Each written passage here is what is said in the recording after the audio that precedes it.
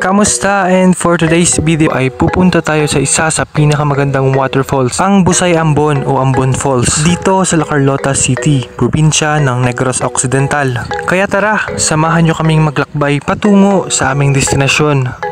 At ayun na nga, sa puntong ito, makikita nyo na nasa gilid ng kalsada ang ating dadaanan. Siguraduhin lamang na may kasama tayong tour guide, lalo na't unang beses pa lamang kami magpupunta dito. May mga pagkakataon kasing dumidiretso na ang mga dumadayo dito dahil kabisado na nila ang daan. Sa pagkakataong ito, ilog na ang ating dadaanan. Kailangang magdoble ingat para maiwasan ang disgrasya. Ano ba yan? Ang seryoso ng voice over natin. Ayun na nga't mga 30 minutes daw tayo magti-trek bago makarating sa Ambon Falls. Pero dahil nga magbibideo-video muna tayo, aabutan tayo sigurado ng isang oras dito. At ayun na nga't akala namin na ito na yung Ambon Falls. Bukod pala sa Ambon Falls ay may madadaanan pa tayong ibang waterfall. Malayo-layo pa ang ating lalakarin papunta sa ating destinasyon. Pero halos di ko maramdaman ang pagod dahil sa ganda ng aking nakikita.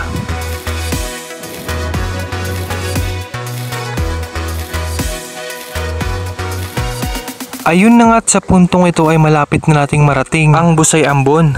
At sa pagkakataong ito ay tanaw ko na ang pagbagsak ng tubig mula sa itaas. At sa wakas ay narating din natin ang Ambon Falls.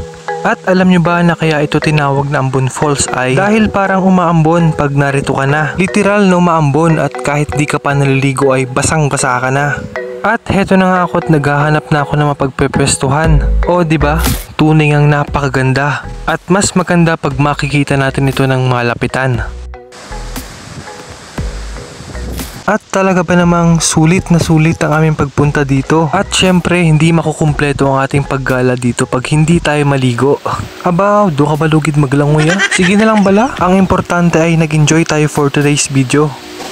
At ayun na nga't hanggang dito na lamang tayo. Maraming salamat sa pagsama sa akin. Hanggang sa muli nating paggala.